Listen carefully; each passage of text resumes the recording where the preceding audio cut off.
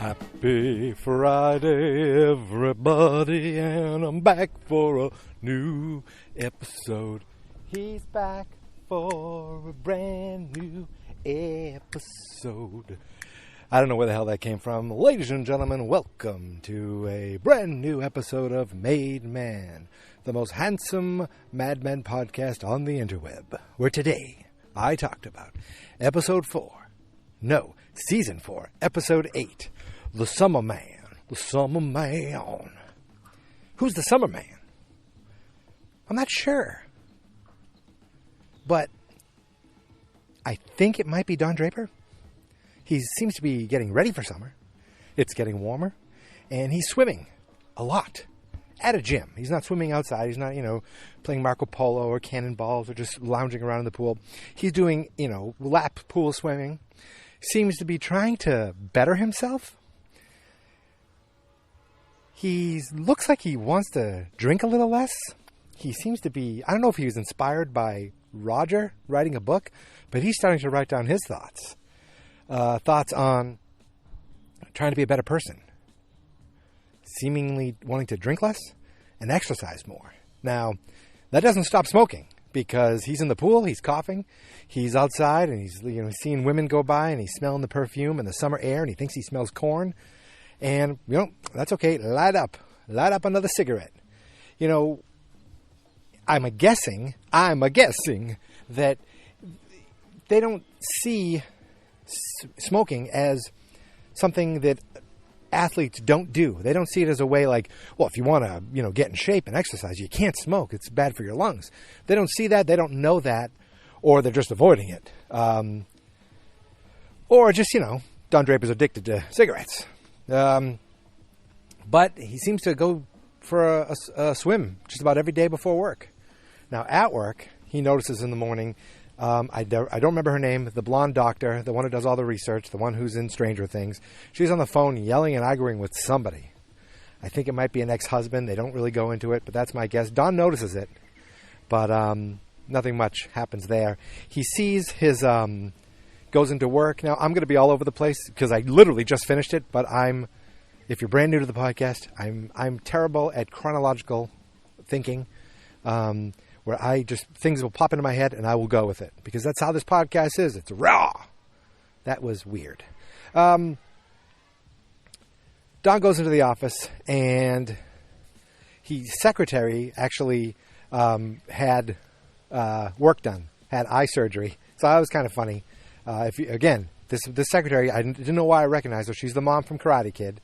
Her name is Miss Langenship, I believe.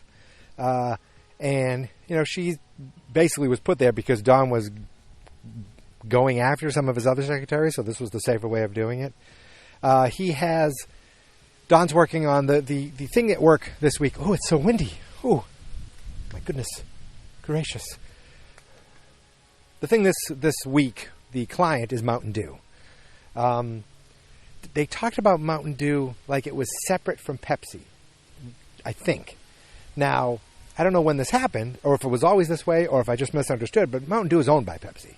Now, that might have been something that happened later on. It's just part of, PepsiCo now.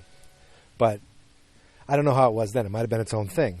They're working on different ads with, hillbillies stirring this, almost like moonshine, but they thought it looked more like witchcraft, and they didn't want to have anything to do with the occult, so they didn't like that.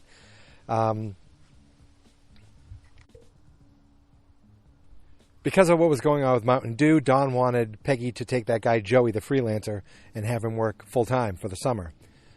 Maybe he's the summer man? I don't know. There's a young, good-looking guy to the point where Harry Crane, who all of a sudden seems to be talking with more bravado. He seems a little more cocksure. Is that the right word? I hope so. It sounds bad. More confident. I think that's because the level of TV, he got onto it early, and he is more important than ever, because he seemed just really confident talking to this guy and saying that he thinks he'd make a good actor. He actually showed a picture of this kid Joey to the people at the show. I think it was soap opera or something. And, thought it'd be a good idea for him to go down and try out. This kid, Joey, was like, I don't know about that. And when he left, he was telling Peggy that he's seen quote-unquote fairies come onto him in the past, that this was different. So he thought that Henry was coming onto him, which was not the case at all. Obviously, Henry was pretty much legit saying that he thinks this kid could be an actor. This kid is a bit of a putz. He's always been cocky. He's lame. He is your typical, he's like a frat boy, I guess you could say. And it comes back to bite him. He made some comments to Joan. I can't even remember it now. But Joan said something to the guys. It was him. It was that other jerk guy who I don't even remember his name. There's new faces. I just got Joey's name today, and it might be all for naught. But they're being, annoying and loud. Oh, you know what they were doing? They were trying to break into a vending machine and smashing it and crashing it because they were losing money in it. And so they the guy puts his hand up in it. He lost his watch in there. So they're trying to shake this thing. And Joan yelled at them, reprimanded them. This kid talked back. She brought him in. I think she brought him into his office then and says, you can't do that. And he's like, oh, I know people like you all the time. He said some comments about the way she dressed. Oh, he said to her, oh, this was bad. He says, you walk around like you're wanting to be raped. That shook her. Not only did it shake her because it's a shitty thing to say, but also, if you remember, she was raped by her own husband in Don's office at the old office building. They still haven't touched that. They haven't gone there with that. That's happened. It's in the back of my mind. I feel like it's in the back of the writer's mind, but nothing has come up yet. Now, something happened in this episode, and I didn't know if it was in relation to it. She was upset. She left work. She went home. She sees her husband kind of getting ready for... I don't think he was leaving yet. Oh, no, he was leaving. He was leaving for basic training. She got home early. He's like, you didn't even want to say goodbye. You're upset. I'm only gone for 8 weeks. But he's like, oh, don't they use live ammunition? He's like, listen, come here, sit down. They start kissing. And he kind of says, let's have the sex now. She's like, I can't. And he's like, sure you can. And then they apparently do. He talked her into it. I don't know if that's her way of... If that was a kind of a subtle thing of I better do what he says because otherwise it's not going to go well for me. Which is awful. It's awful. But that's the only time we see her husband. Bing, bang, boom. She's out of there. Now, I'm going to just stick with Joan for now. Come back to the office, and that's when Joan is told she has to hire this guy full time. She's totally not into it. She was saying in one of these meetings, it was one of the Mountain Dew meetings, she was brought in. She said, there's been complaints against him. He's been crude to some of the women. And she's like, we'll talk to him about it. Don didn't want to get in the middle of it, but he didn't disregard it either. And really, she was complaining about herself. She was saying he was being disrespectful to some of the other women in the office, but it was mostly her and all women in general, but specifically targeting her. Now, she goes into Lane's office because I guess Lane has to approve it. And Peggy yelled at this guy, Joey, and says, basically her and Lane run this office. You need to show respect for her. He's like, all right, I get it. She goes into Lane's office, and she says, they want to hire this guy full time. And Lane's like, oh, I suppose that's all right. None of my business. And she was arguing about not having the vending machine there. He was like, well, I think it brings in some money, and it brings in, I think it's a good thing. If they don't get a dime here or there, maybe they could call the maintenance. It's, not be our responsibility. Maybe we can get a sandwich machine. And Joan's like, oh yeah, so we can have fat secretaries who are just around, looking for the next sandwich. Joan, I like when she runs the office, business-like, but I don't like her when she says these really dumb things, which are like, it's like, this is how women have to be, and we have to stick to these rules. So we don't want fat secretaries eating sandwiches. Or what she says to Peggy later, which I thought was really jerky. So this guy, Joey, makes a joke to the other guys about Lane and Joan, what they're doing in the office. Oh, the wind! Oh, here it comes! Hold on! So she makes a joke about Lane and he makes a joke. Joey makes a joke about Lane and Joan, getting it on in the office. And Peggy said, that's crude. That's not nice. She goes in and, he goes in and puts a picture on the wall of her office. Now, Peggy goes to cut through her office. And she's like, what the hell? This is my office. Get out of here. What's going, you can't just cut through here all the time. And I'm sure I'm all over the place, but I'm getting the chunks of what happened. Peggy's like, I apologize. I'm sorry. She sees in the office the picture that Joey put up on the wall, even though you didn't see him do it. You did see him drawing something before, joking, and then you see this joke. It looks like some sexual things are happening between two people, which are supposed to be Lane and Joan. Peggy takes the picture, brings it back to Joey. Oh, brings it right into Don's office, and first brings it to Joey. Blah blah blah. He's like, it's funny. Brings it to Don's office. Says something's got to be done about him. He's like, what do you want me to do? That's your thing. Because you say something. She's like, something like it's being disrespectful to him. It's being disrespectful to me too, to all of us. And Don's like, well, fire him then. She's like, I can do that. He's like, yeah. If you came from me, it sounds like you're a tattletale. If you want to deal with it, if you want respect, deal with it.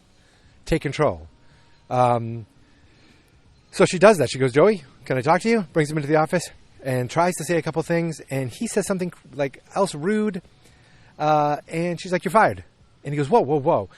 Touches her on the shoulder when she goes to open the door. Again, disrespectful.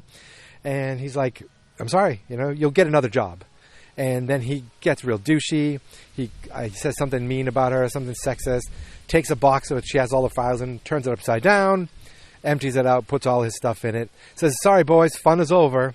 And they're like, ooh. And their first thought is, what a bitch Peggy is for doing this. Something about, I don't know if it was something about being on the period or some stupid ass thing.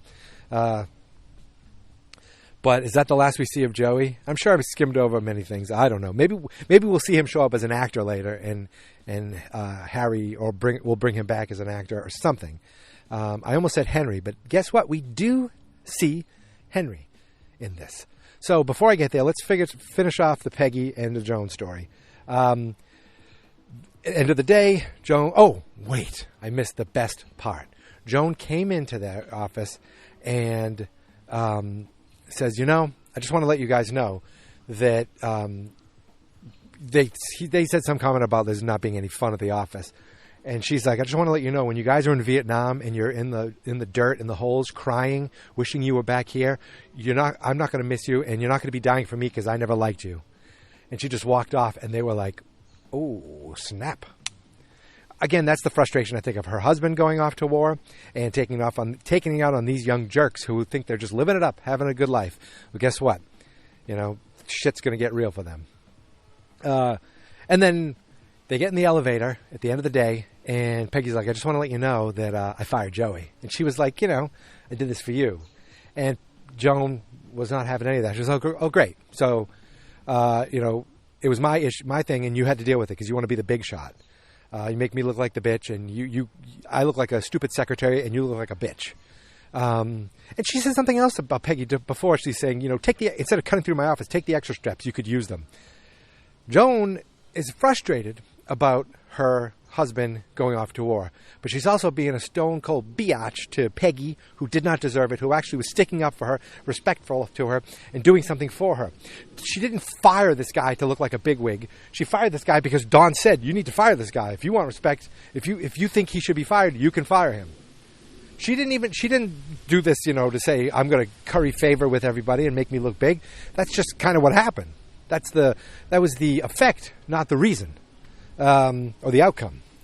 But Peggy, not going to friggin' take a hand or be nice about it. I mean, Joan, not going to be nice about it. Going to be a jerk to Peggy. I didn't like that. I didn't like Peggy in this I didn't like Joan in this episode.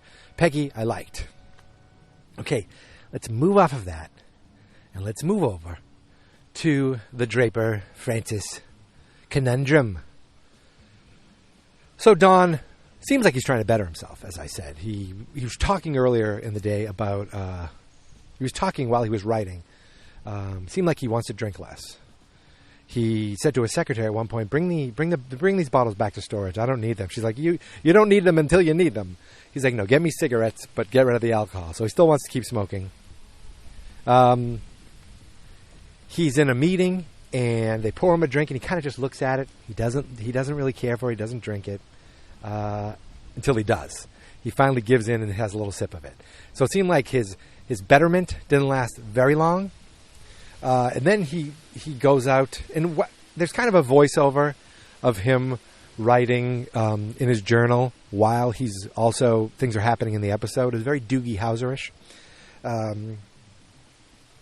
He took that, I want to say Mary Beth Van something or other, the girl from Pitch Perfect. Took her out to dinner. He's dated her before. She's younger woman. Took her out to dinner. And it was just nice small talk, nothing much. They're trying to get to know each other. She did make a comment about, like, every time I'm with you, it seems like it's a first date. Don't you want to get to know somebody better? And he's like, I do. And there's some small talk. And then who walks into the same restaurant? Who walks into the same restaurant but Henry Francis? Henry Francis walks in with his wife, Betty Francis. They're there to meet some guy. They're there to have dinner and meet some guy who wants to talk politics and wants to talk some candidate. I want to talk Henry working on the campaign. But the moment they see Don Draper and Betty sees her whole face changes. She's like, I need a drink. And maybe we can go sit at the bar. And Henry's like, let's walk right over. Henry walks right over. And they're like, hello, Don. And he's like, oh, Henry, hello. Betty, hi, how are you? Very good. Nice to see you. And he introduces him to her date. And then they go off, and it was very cold, and they go off to eat, and Don's date's like, who is that? He goes, that actually is my ex-wife and her new husband. And she's like, her? Now, I was trying to figure out what she meant by that. Did she mean her? Like, I'm younger and prettier than her. I'm better than her. So, because it seemed like she perked up after that. Betty was sitting there distracted during the dinner. She kept, of course they had to sit her so she's facing Dawn perfectly. So she kept looking over at her. And, Henry could notice that she was distracted. She got up, went to the bathroom, was all shooken up, had a cigarette in the bathroom. I think she just didn't like seeing Dawn happy. Because maybe she doesn't have, or she's thinking, I got what I wanted. Is it what I wanted? I'm in the same friggin' house with a new guy doing the same thing. Is this what I really wanted? Because I'm Betty. I'm a child. I came from a rich family, and, I got what I wanted. The first time, it didn't work out. The second time, same guy, same house, same kids. Is it working out exactly the way I wanted it? Me. I need a cigarette. And Don's like, let's go. Goes home with his date, and she's like, they're kissing and kissing and kissing. Now, this is the girl who doesn't want to sleep with Don just yet. Doesn't, wants to take it slow. I don't know if it's the sight of seeing Don's ex-wife made her, charged her up, but she took things to a new level. She didn't invite him into the house, into her apartment just yet, but she did, how to say this? She kissed him on the lap? Is that a way that you would explain it without getting very dirty? She kissed him on the lap while he's in the taxi. The taxi cab driver, this was before HBO's Taxi Cab Confessionals, but the taxi cab driver was probably like, oh boy, Don, this ad man is quite the player, even though player wasn't a term then. I wonder if it's the same taxi driver later, because Don's getting it on in a taxi cab. So this girl kisses him on the lap and then says, to be continued. And he then the voiceover is like, she's probably been working on that line for a while. So she's doing what she thinks is getting closer. And then she's going to, go back to his house and do it with him because, he's not seeing anyone else, maybe except that prostitute who beats him up. I don't know if she's still around. He's not seeing anyone else until the end of the episode. So Don's big thing is, it's Gene's birthday. It's his 2-year-old son who barely knows Don. John Hamm is Don. Oh, and he's a Blues fan. Oh, Bruins. Anyway, I digress. Now, it's Gene's 2-year birthday. he is he's not close to his kid. You know, he sees Bobby, he sees Sally, but when he takes those kids, he never sees Betty. Henry's pissed. Henry gets pissed off at Betty. He's like, you shouldn't act this way. What do he say? He goes, I need a drink. You're not allowed to talk like that, or you can't say things like that. So Henry's being a jerky now. And then Betty's drunk, and she's like, are you kidding me? You don't even want to live. Drop me off. Then she says, you know what? Drop me off at the house. You shouldn't even be there. You don't want to live there anyway. So you can go find your hotel or back at your mansion or wherever you lived before me. So they're arguing, blah, blah, blah. Nothing comes of it. They go to work. Not Don. They wake up the next day. We're in the Draper house, which we're not in that much anymore because Don doesn't live there. We see Henry getting ready in Don's closet, in Don's mirror, after sleeping in Don's bed. And it's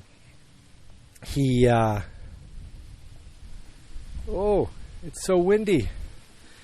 He goes to work early, but he does say to Betty, I think they kind of patch it up a little bit. He's like, you got to get ready for the birthday, go back to bed. And he goes off.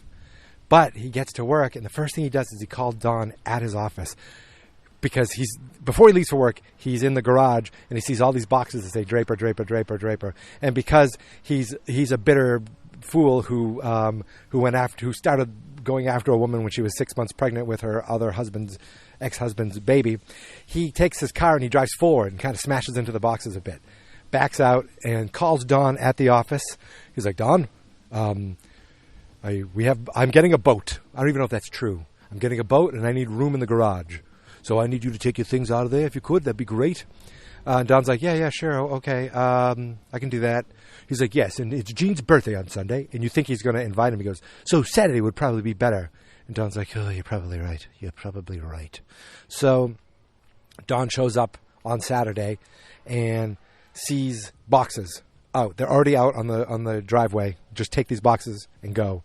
And Don's like, gets out, puts the boxes in the car. And there's Henry mowing the lawn in a white T-shirt and slacks like they used to mow lawns with those, the not motorized, the old-fashioned lawnmower, the clippers that you had to walk to actually make roll. He doesn't look up once. That's Don's lawnmower too, I can guarantee it. He doesn't look up once to see Don, and Don just takes it, drives off, and Henry just goes in, dries off with his T-shirt, throws it down to go take a shower. Doesn't even say anything to Betty. Later, Betty's friend comes over, Francine, I believe. We haven't seen her in a while. And she's like, oh, I saw Don the other night with a young girl. She could have been just 15 years old, And she's like, what's the big deal? Oh, you have it all, and he's got nothing. And Betty's like, no, he wants you to think that way. He's living it up. I mean, he's not really living it up. He's living in a small apartment, not extremely happy with the way his life is right now, even though he's making money. She's like, no, he's living it up, and he's upsetting, and I don't want him coming to the birthday party, and blah, blah, blah, blah, blah. When earlier, when did this come up? Earlier, when Henry said, do you want me to call movers to get rid of these boxes? I could just take it out of the rent. So they are paying rent, but they wanted Don to pay for the boxes to leave and take it out of the rent. Oh, my God. I don't know. At first, I thought Henry was an honorable man. But again, he was going after a married woman. But he saw this married woman as being disrespected and realized I can give this woman a better life. So there was something endearing about that. But I'm starting to not like this Henry, this possessive Henry, this is my house now and my family and my kids. But guess what? Well, we'll get there. So Don invites the doctor. I can't remember her name. The blonde doctor, Stranger Things, and says, I'd like to take you out to dinner tonight. And she's like, didn't you ask me out before? And there was a little small talk flirtiness. And he's like, I just thought the timing was right. And I'm guessing it's because she was arguing on the phone that he thought now's the time to get in there. She's like, how about we schedule another time to do this? Like a proper date where you ask me out in advance. He goes, how about Saturday night? Is that enough time? She's like, well, normally no, but you're in luck. So they go out to dinner that Saturday night, and they talk a little bit about work. He's like, how do you get people to do what they want? She talks about an Aesop fable where the sun and the wind, which is the wind, they're both on me right now, try to get a man's jacket off. The wind blows really hard. All that does is make the man tighten the jacket more. The sun glows very gently and warm, and that makes the man take the jacket off. And it's about, she says, it's about being nice and warm, and that's how you get people to agree to things. And he goes, is that just a way for you to say you want my jacket? And she's like, yes. And she takes his jacket.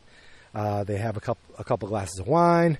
Don opens up about it being Jean's birthday, and he doesn't even know him. He thinks this guy is his father. And I thought it was nice. She says, his world is what you make him. What you show him is what the world is. And I think that said a lot to Don because, we'll get there. But Don got what he wanted. So he's in the car, in the taxi again with this girl. And, the last time, it'd be great if it was the same taxi driver. Hey, Mr. Draper. Oh, another lady. Oh, what's going to happen tonight? Well, nothing happens. They kiss. That was nice. They kiss, and she is like ready. She's like, where's your apartment? He's like, it's right around the corner. But I'm not taking you. I'm taking you home. She's like, why are you doing this? He basically said something like, because I don't want, it was like a weird thing. I don't want this night to end, but I think it's the right thing to do. So he's trying to better himself. I think he wants to have a relationship with this woman. I think. So he brings her back to her apartment. And I don't know if I'm probably not in order, but we see back at the Francis house, it's the 2-year-old's birthday. It's the Francis house now. We see Betty, we see Sally, we see Bobby, we see little Jean, lots of people. And who shows up? Daddy shows up. That's right. Daddy's home. Don Draper's there with a stuffed elephant. And he comes in, all smiles, nothing. And Betty was just like, because Betty was like, okay. She dealt with it. I think her friend said something to her, and it stuck with her. Because she went over, and she picked up Jean, and she handed it to him and says, here's your daddy. Say hi to daddy. And Don's doting on this kid. And Henry's got this look in his face like, what's he doing here? He actually said that. And Betty says, don't worry about it. Don't worry about it. We have everything. But she looked at Don with this look where I think she's trying to sell it to herself. We have everything. That's what my friend told me. So that's the truth, right? She literally wants everything because Betty sucks. She's a child. And I think that's it. We got no Roger, no Bert.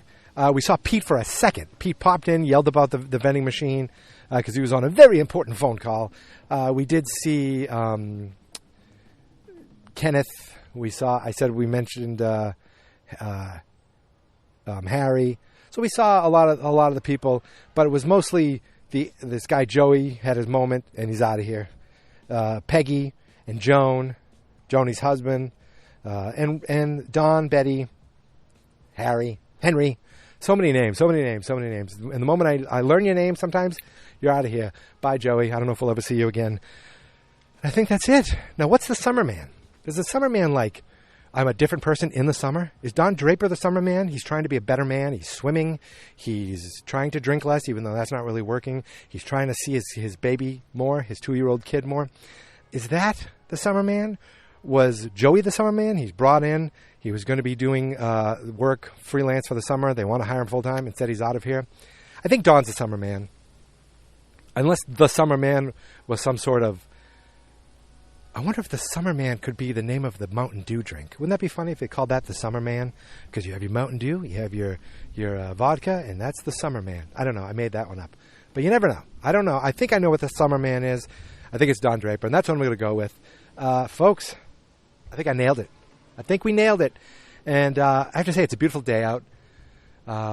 It's blue skies, a little bit of clouds, but not bad. Nice breeze, very sunny Friday. Yes.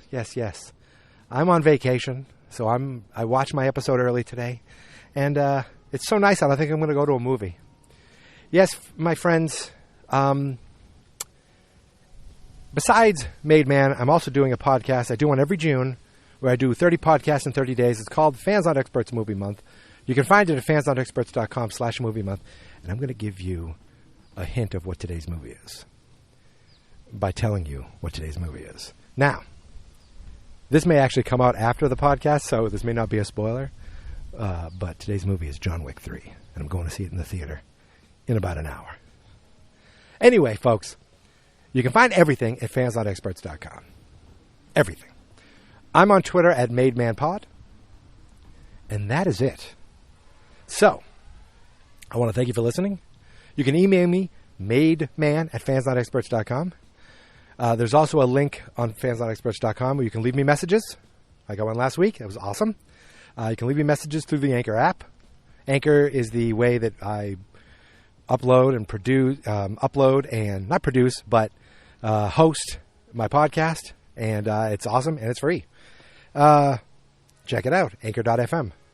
So thank you so much for listening again. It's very windy out.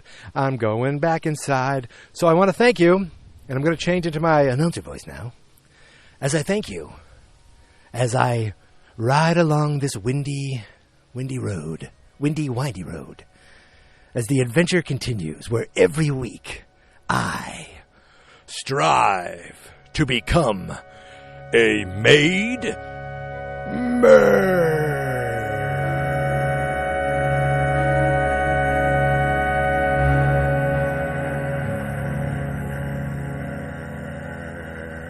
Fans not experts.